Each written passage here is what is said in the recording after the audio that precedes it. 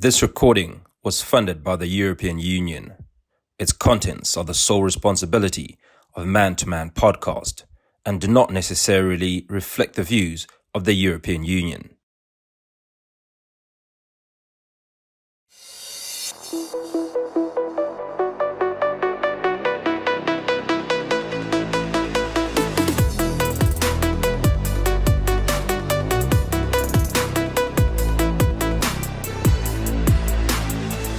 Hello everyone and welcome to this week's edition of Man to Man. I'm your host Hugo Ribatica. Another exciting panel in the studio today, and our conversations around fatherhood and positive parenting. Gosiame, thanks for making time and coming on to Man to Man. Oh, thank you, Hugo. Munya, good to have you on the show. Thanks for having me. And big thank you to the European Union delegation to South Africa for making this possible. Gentlemen, our conversation is around parenting and its importance. More importantly, fathers. Now, Gosiame, you're wearing a shirt there that says fathers matter. So let's start our conversation there. Why do fathers matter? Fathers do matter because when we grew up, especially if I may say part of my story, I grew up not knowing my father, and I saw the impact of that. It created wounds. It created me disliking myself. It created a space whereby you invite these people, we call them social fathers. And as these social fathers, they come into our lives, we've got positive social fathers, we've got negative social fathers. Unfortunately, in my situation, I came across a negative social father. This is the person that we normally call them Abo Prasipo. We grew up because, and then these are the people that we're looking up to. I still remember when I transited from being a boy to be a little man, so to say, for the lack of better word. When you are a boy, you are going through stages whereby you grow up, you wake up in the morning, they call this thing a wet dream. And you are shocked, you are a boy, and you end up going to this person they call Prasipo, the social father. I disclosed to this person, and he ended up telling the whole street. The whole street knew about this thing. And then it nearly killed me. It nearly killed my confidence. And that is why fathers do matter, because the first contact was supposed to be my father. And that is why I say fathers do matter. You said you didn't know your father. Did you ever try to find your father? Yes, definitely, because when you grow up, you grow up in an environment whereby you are told that your things are not going well because your father is not there. And we must not forget that the first contact or the first person that's supposed to give you guidance and direction, and so to say the blessings, it's your father. And sometimes, again, our mothers, they tend to be gatekeepers because of their fights that they had, and then you end up suffering because of that. Fortunately, to cut the long story short, before my mom passed away, she did manage to tell me who was my father. And interestingly so, because we are 4 from home, we just imagine I'm a second born, and then the first born is not far from where my father was staying. But the third born, meaning my mom, was just around there, Then I still remember when I walked to my father's home. How old are you? Now I'm 40. How old were you when you discovered who your father was? By that time, I was 14 years old. And obviously, by that age, you are already mingling with other boys. And then already they will always say, Baba, your things are not going well. For an example, you can't even say your clan name. Because in an African way, you have to know your clan name. If you are a Kumalo, the Kumalos, they will claim their clan names. And then me, especially using your mother's surname. During those times, it was a taboo to say, you are still using your mother's surname. Baba, they perceive you as like you're not a real man. But continuing with my story, I still remember walking at my father's house where he was staying. And then surprisingly so and interestingly so, everyone was like, yo, yeah, this so and so son. Even your walk, the shape of your head, hey, the way you smile, you are like your father. And then for me, it was like, wow, at least they're welcoming me. But the interesting part that made me laugh, they said to me, you are not the first person to come looking for your father. Maybe you are the 17th one. Meaning No my way. father, Baba, he was very there doing the do's. Yeah, it was very interesting. But eventually they said he was no longer staying there. And then they said, you can contact him. And then, yeah. But for me to contact him, it was tough because I was thinking whether going after this father, was it the right move? And then was the other thing on my mind was telling me that to say, man, leave this person. Though there were a lot of voices happening there. But eventually I had to go after my father. And I still remember when I made that call. And yeah, interestingly so, yeah. And he responded. In fact, let me just describe what happened. Yeah. Yeah, I called, the phone rang, he answered. I said, you are speaking to Gosiame, you know Gosiame? And then he went like, no. Do you know? Then I mentioned the name of my mother. Then there we go. There was a long pause, meaning this person was still digesting how I'm going to respond to this. And yeah, after he maybe digested whatever, he responded and said, no, you know what? Please don't ever call me. I'm married. I've got children. I've got my own family. And I'll appreciate if you don't call me anymore. And then he just dropped the phone. And that on its own, yeah, it nearly killed me. But yeah, this is life. Life goes on. So when your Gosiame speaks about being raised without the presence of his father, you're a father, you have 3 daughters. So let's talk about the importance of being present in your children's lives. Yes. So, in my case, I'm fortunate. I'm blessed. My father has been present from day one till today, and I hear lots of stories like Hosi. I've got friends in sort of a similar situation. Maybe some are more extreme than the others, and I'll say, in my case, I have girls. I have 3 girls, 4, 10, and 12, and it appears girls are more vulnerable um, when they're in that situation. So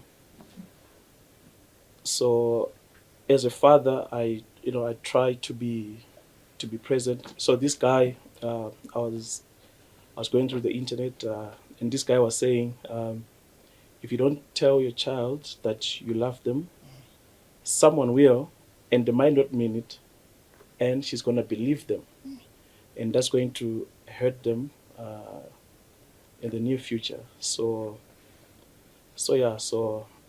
I'll say it is very important to be present. Not really to be living in the same house, but as a father, wherever you are, just be available. Tell your kids you love them, and But what does being present actually mean? so being present is, I think, communication. I'll give an example. Even if you're not really there, let's say your kid has gone somewhere for, let's say, for college, but they know their father is there, they love them, and that's very important. It's someone I can uh, fall back on, someone who got my back no matter what, someone who's going to love me But Munya, unconditionally. you've got 3 daughters, so let's talk about you and your daughters and Mm. the practical aspect to it, right? What is present for your 3 girls mean to each of them? I mean, how do you show them that you're present? All right. So it's not just about just having dinner together and stuff. It's she has to she has to know that I am there. I care. We talk. We every aspect of her life, her friends, her teachers, her dreams. I'm always there. Like I was looking at the Beckham story, and his father was there training him, teaching him how to play soccer. I mean, that's being present. He was there from day one. Even when he's an adult now, he talks about his father being the first one to show him how to kick the ball and stuff. So that's being present, and it's a lot of different aspects how you can be present. Also, just to protect, just to provide whatever little you can provide. It's some form of presence. Gosiame, I'm going to come to you in a moment, but during COVID, Mm. right? I didn't see my children for 9 months.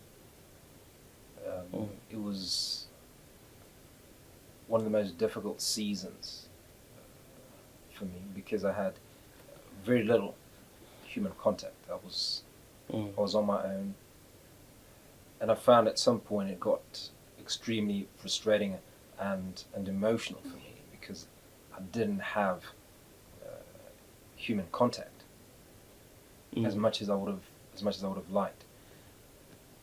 But I still made the effort to speak to them once a day on average, video call as much as I could,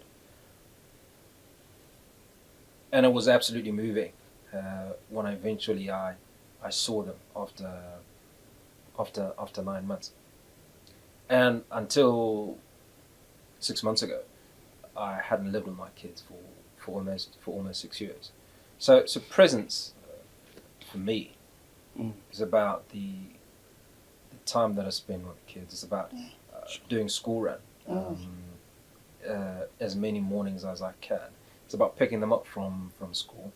It's about activities.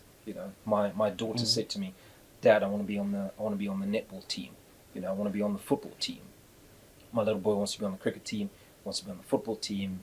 He's a swimmer, he's a runner. He wants all of these. And for me, it's okay, guys. You've got tennis lessons. You're taking your coaching.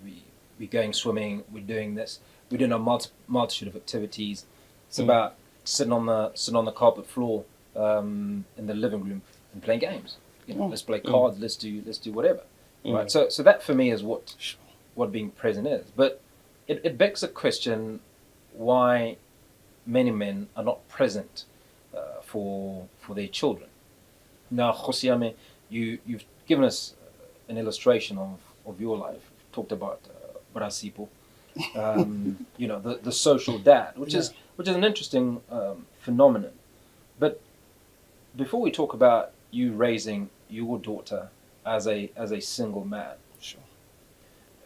You've talked about growing up Ekasi and being familiar with some of the boys in the hood and why they aren't present in their children's lives. What have you picked up? Can you repeat that again? Why are men not present in their children's lives? Hey, there are a lot of things, man. I can mention one that we are familiar with, whereby men are not working, for an example. The other things is that unemployment, it can create that. And then don't forget that in an African way, when you impregnate a woman, there's this thing they call intlawulo, that the man's supposed to pay. And then let's say this man can't afford to pay that intlawulo. That means that man won't be present. And then these are the things that we come across when we are engaging with men. And then the other thing that we have picked up for men not being present, the nuclear family is not a norm, whereby you find a family structure where there's a father, there's a mother. It's not a normal thing. And then the other thing that the marital status rates, men, they don't get married, including myself, because of the conditions that we're living in nowadays. What conditions? Today, when you approach a woman, you'll be told that there must be an allowance that must be paid, dating a woman. These are other things that make men again to be, to be distracted. But you're raising a daughter, right? So do you want your daughter to be in the same situation where she's not married and she has kids with one guy or two guys or whatever, but is not married to a man or to marry to the father of her children because of whether it's the guy cannot afford inklaulo or for whatever reason? Then that one, it takes us back to the key values that we pass on to our children. Because the values are very important. They are the principles that guide us and the code that we live by. And that is why, as a father, as I'm raising this daughter of mine, there are certain values. Like, for an example, there's a value that we are practicing. As an active, present father, we are talking about honesty. It helps you from the beginning to say there are no lies. My daughter knows that you can't even lie with the smaller thing. For an example, you spoke, let me take you back. I think I wanted to answer the question that you asked, Munya, about what is present father. A present father, it's all about waking up in the morning and prepare the breakfast. Sometimes we forgot to do the homework. Sometimes we do the homeworks in the morning because as a father, I come back from work, I'm tired. And then you can't juggle all these things. And then you develop skills. Now I know that you have to have noodles as an emergency. You get my point. To develop skills. But unfortunately, my daughter loves cooked meal. That's a challenge that I'm having. And then just to add, now she is a grown-up woman, not woman, girl. She's 12. I prepared her. We are talking about actively present father. I prepared her that one day you are going to your periods. And then I have to break it down to her, what are periods? And then when that happens, what does it mean to her? Tell me about that conversation, because I'm kind of struggling to how I'm going to have that conversation. Yeah. And you have no choice. Right? I don't have a choice. I have a choice because I have a wife, and so does Munya, I'd imagine. But help us with that conversation, because I know there are many fathers that want to have that conversation with the kids. They want that openness. Sure. For an example, I'm not from the structured family where you've got your mother and your father, your aunties, extended families. I've got our siblings. We are living in different places and all that. Then Heartlines helped us to do this. It helped us to how to engage with young girls or how to engage with your child. And unfortunately enough, it was very easy because now already at school they do talk about life orientation. And then for me it was an addition to say, no, when it happens, don't panic. You prepare the actual act that will be happening on that day to say, when it happens, don't panic. If you are at school, go to your female teacher. But if you are with me at home, come to me and tell me this is what is happening. Fortunately, it happened in my present. And then for me, fortunately, because I prepared her, and then he just came and said, Tata, what you told me the other day, it's happening. What's that? That thing that you told me. You get my point? Yeah. And then eventually he said, no, down there, my aunties, and then it's that time. Okay, cool. And then it was like, no, go and bath, and then we have to go to the nearest chemist. And unfortunately, when we got there, everything, it went accordingly. Because when I got there, they said, what is the problem? Well, my child is on that on that thing, And then they said, no, okay, fine. They said to me, sit there. And then they took her through the process. And it's very interesting when you talk about present fathers. I know when you buy your pets for your child, as a father, it's a taboo for a father to go to the store and buy pets. Buy panty liners, go and buy panties for your child. These are, and then for me, now it's normal. I'm no longer like before. When you are in a queue, people they see pets, they see panty liners. Hey, what's going on here? It's for my daughter, and then proudly so. I don't even hide them. Yeah, and that's a beautiful thing. But your daughter has a mother who's still alive. Yeah. let's talk about that relationship and how you co-parent and what the challenges are. Yeah, one of the things that I think as men we need to address, co-parenting is not an easy thing to do. It's got its own challenges, especially when you separated not in good terms, whereby there was fights and all that stuff. Because now I like what they say, what the left hand is doing, the right hand must also do. Let me give you an example. To me, when she's with me, she sleeps at 8 o'clock. Mm. I do story reading. I bath her. Those are the things that I normally do. And then I control how you watch television. I control, because now she got a cell phone. Nowadays it's tough. Mm. Kids want cell phones. I have to monitor that. You develop all these things. Even that cell phone, you develop monitoring on it. Before you can download, there must be a message coming to me to monitor what you are downloading there. Mm. It helps you. In fact, being a single parent, it helps you. Hey, I forgot what you asked me now. Because it's pretty sharp. You talk about co-parenting. Yeah. Yeah, the challenges of it is that if there's no proper communication, it's a problem. Because now I can't even share other things. Like, for an example, they cooked something and they fed my child something that he got allergy on. Mm. I couldn't communicate that. Then my child come back home being sick. Why you didn't communicate? Because we can't talk. Simple things like that. Like, for an example, it's tough.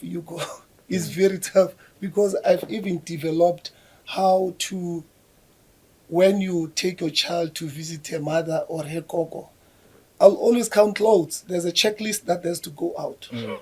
You count the vest, you count the panties, you count the jeans, and say these are the things. And then the checklist, when it goes that side, when it returns, must come reflecting what is inside. These are the things that you develop as a father. So you know what I did when I was in your position, because I was divorced for a season, right? But when I got divorced, I said to my ex-wife, I said, I want our kids, because our kids were pretty young. My boy was 2 and my daughter was 4, so they didn't really understand what was going on, and I'd left the country, and I said, well, I'd like for our kids to understand that we're still a family. Sure. And I think part of the reason was I was still in love with the woman, so I think it made it easier. Sure. But it was still very, very difficult. But I insisted that whenever I was in town, we would sit down and we'd have a meal together for the sake of the kids. Sure. So I was angry. I went through all those emotions. But what I decided was, for the sake of my children, right, let me give them as normal a life as possible. It was tough. It was very difficult. Eventually, it got to a stage where we could stand each other, where there was no animosity, or very little of it. From a position where we'd sit across from each other and we'd have nothing to say, and we're very tense, and you're playing on your phone or whatever while the kids are playing, and so on. But over time, it became better and better and better. But that for me was my attitude towards that. Munya, let's talk about the activities or the duties that you have as a father. Now, I've spoken to many women who tell me that my husband doesn't do school run. He's not bothered with school run, so he won't drop off. He won't pick up. Gosiame is doing a lot because he's the one who's staying with his daughter. So he's got to do everything, right? Which is absolutely remarkable. So how much do you do?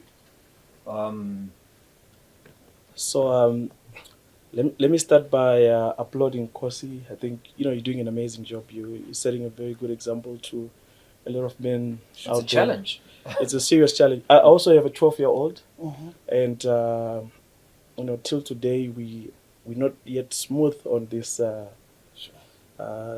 monthly cycle thing, and she's she's not quite sure if she can speak to me. I know it's happening, and I try to break the ice here and there, but at least for me, the mother is there. So it's when I look at your situation, what you're doing, I think it's really amazing thing. So back to your question, the my duties, school run. I do school run. I don't like it sometimes, but I do school run. I have to do it. Um, and also, when it comes to school, my kids, they know daddy is, daddy is there. Daddy wants to know um, what they've learned. He wants to be part of the preparation. Like recently, the writing exams, and I'm mainly about maths. All right, so a week before they write maths, we have to do maths every hour. Just to prepare them. So yeah. So this is part of it, and I also want to add that for the fathers that do not stay with their kids, there's still a lot that they can do.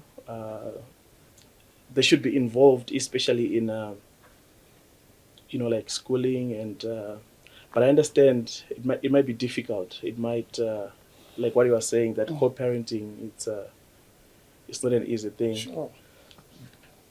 But I'll say, if there is a chance that whatever chance you get, you call. I'm sure you mentioned that for 6 months you couldn't see your kids, 9 but months, yeah. almost every day you make a call, a voice call, a video call, and I think that's there's so much you can do if you're not there, but it might not be the perfect scenario, but half a loaf is better than nothing at the end of the day. Gosiame, you're also an activist, and you out on the streets. You are meeting these young boys, these men that have various challenges, who didn't have a present father. How has it affected them? Having shared my story, I think we are experiencing the same thing, because when it creates a wound, as I was saying. We are wounded. In fact, if you are not present in the lives of your child, you are creating a wound in that child. Because now I'm working again with correctional services. We are dealing with offenders. You can tell we are dealing with juveniles. You ask them simple question: do you know your father? Almost 90%, they don't know their fathers. And in that on its own, it's a problem. Because we are saying, if you are a father and not present in the life of your children, there is children that are at significant risk. And then this risk, it can be they become this victim of perpetrators of violence, as we were saying earlier, that we are talking about GPV. And then again, the substance abuse. If you are not there, who's giving direction and guidance to these poor children? And then again, if you are a father and then your child falls pregnant in your presence, and then there was this incident whereby a father says, in Zulu, you can't say that as a father. Lo mntwana ungihlulile. I was like, for real? If a father could say such words and say, lo mntwana ungihlulile, you are giving up on your child. For me, it was a warring statement. And I had to engage and say, but you are the father, you have to lead the process. You have to guide. Hluleka uzamile at least, but you can't just give him up just like that. And then that is why we are saying, as men, it's very important. Hence, I was saying earlier that we are still fighting for our identity. These young people out there, they are fighting and struggling to get their identity. And then the only people who can give us this identity, it's our fathers. Yeah. So, Munya, as we wrap, what is that clarion call? What is that challenge that you want to leave men with today? Fathers in particular. I'll say I'll go back to my the statement I made earlier, that if you don't tell your child that you love them, some man who doesn't love them is the one who's going to tell them that, and your child might actually believe the guy. But I think to add on to that, you want to love your child, so it's not just about telling them. I think over and above that, you want to love your child, so they know what real love is, and I think it allows them to be able to differentiate from the imposter. Sure. And to add on that, what you're saying, I discovered something with my daughter. Normally, when I hug her, I will stand. But the other day, I hugged her while I was kneeling down. And then you know what happened? He said, "Yo, for the first time, Daddy, I felt you." Meaning that we have to go to their level. Sometimes as fathers, we're missing the part of going to their level. And for me, it was very interesting. And I would like to say again, as a father, a tip again, there's this thing they call debriefing with your child. I do debriefing. Whenever we come back to school. I wish fathers could practice this. Simple thing. How was your day? It's a simple thing. You know what I discovered? I discovered that my daughter was bullied inside the classroom. My day was not okay, Dad, because there was this boy bullying me. If I didn't say all those things, if I didn't create a space of debriefing, I was not going to pick up that. Then I will encourage fathers to do some more debriefing with their children. You've just raised an issue that I'd like us to focus on as we wrap and do it as quickly as possible. And that is, as men that are raising daughters, are we raising daughters to be women, to be girls, or to be super women? I want to challenge you. Because I don't know what is the superwoman and what will be a woman. I mean, is she going to be tough? Because you've got a girly girl, admittedly, then you've got a girl who can stand up for herself, who can face the boys and say, you know what, no, don't do that. I don't like that. Who can say no? Is that how we raising our daughters? I mean, we had a conversation about sport, for instance, and just how hard does she swing that bat when she plays softball? So we want to raise confident daughters. I think once they're confident, a lot is covered.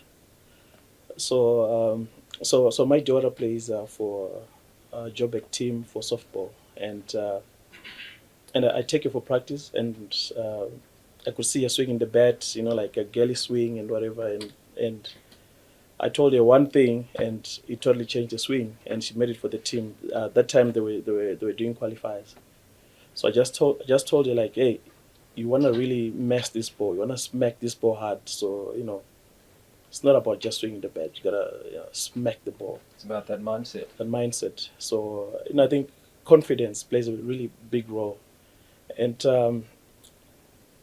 something I want to add is there's this book I read, Ray Dalio. It's a business book. He says, evolve or die. But I can extend that to parenting as a father. When he talks of evolving, it means things are always changing. So I'll say you can never be a perfect dad, but you are always learning.